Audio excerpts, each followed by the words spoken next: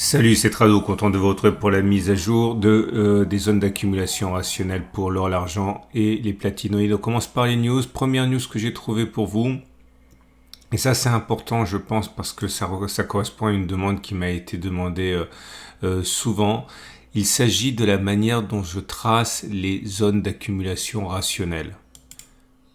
J'ai produit une série de 5 vidéos pour débuter sur de bonnes bases l'accumulation rationnelle et comprendre ma méthode. La troisième vient de sortir, c'est justement l'accumulation rationnelle. En 5 minutes, je vous dis comment je trace mes zones d'accumulation rationnelle et je vous donne des exemples. Et c'est bien sûr le contexte est celui des cryptos puisque c'est pour Cryptcool dont je vous ai beaucoup parlé que j'ai réalisé cette série, mais évidemment c'est valable pour tout, pour l'or, pour l'argent, pour les actions, pour tous les actifs que vous voulez. Donc si vous vous êtes toujours demandé comment je pouvais tracer mes zones d'accumulation rationnelle et surtout comment devenir vous-même autonome, eh bien regardez cette série de 3 vidéos. Là je vous ai préparé notamment une méthode pour tracer simplement les zones de support, de résistance, bref, n'hésitez pas, le lien est en dessous de la vidéo. Deuxième vidéo que j'aimerais mentionner pour vous, j'ai trouvé que c'était vraiment très intéressant parce qu'il y a actuellement une modification dans la perception que les jeunes générations ont de l'or en Chine.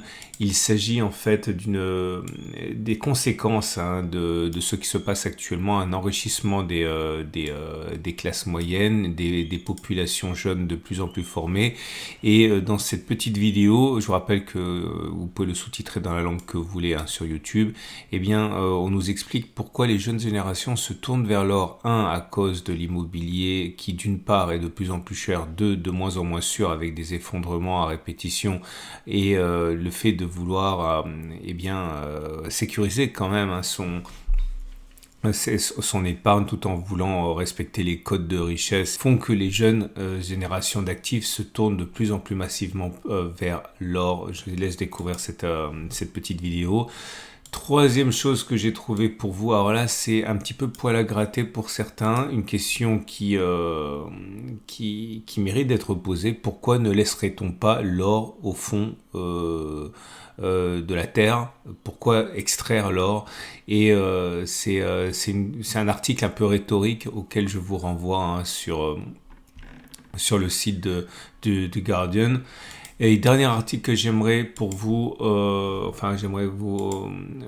mentionner, c'est celui qui vient de mon partenaire L'Or et l'Argent. Il s'agit d'un bilan des pays les plus endettés du monde et en quoi la détention d'or change la donne justement, et je vous laisse découvrir ça. On va passer maintenant aux zones d'accumulation rationnelle. Je vous rappelle que ce format est mis à jour 2 fois par semaine, donc n'hésitez pas à vous abonner à cette chaîne et à liker éventuellement pour donner de la visibilité à l'or et à l'argent si vous trouvez que c'est une bonne idée. On passe donc à l'or libellé en euros.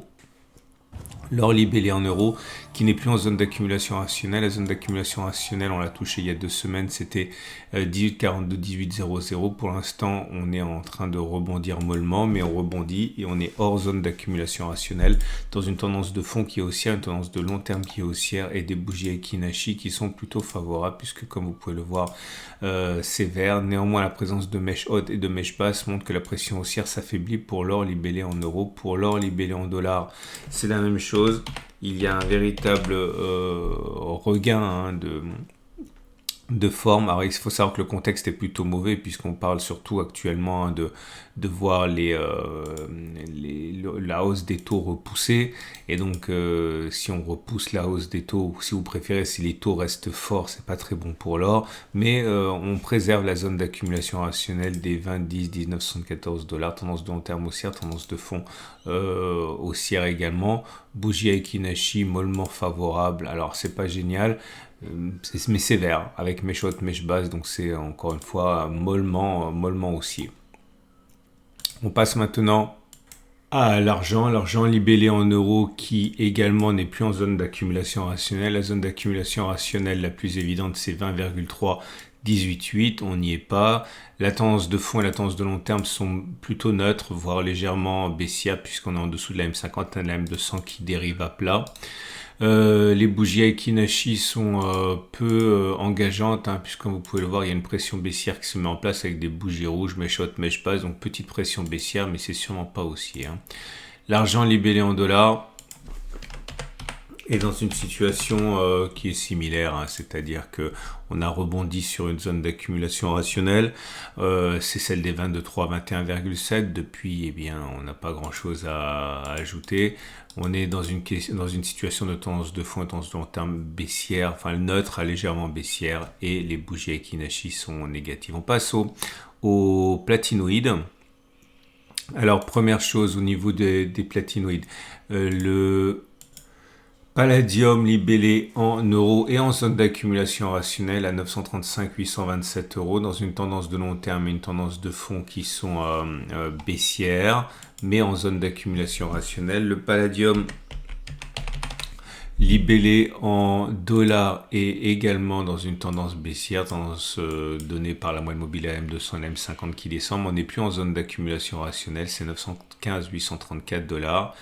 Et pour le platine, c'est pareil, les cours sont en train de réagir sur la zone d'accumulation rationnelle qui a été à 795-768, mais on n'arrive pas à y revenir. Je vais devoir peut-être modifier, si ça continue, la zone d'accumulation rationnelle pour la remonter un petit peu, mais la dernière zone d'accumulation rationnelle, c'était 824, on a accumulé là-dessus. Le fait qu'on l'ait cassé m'a fait enlever la zone d'accumulation rationnelle.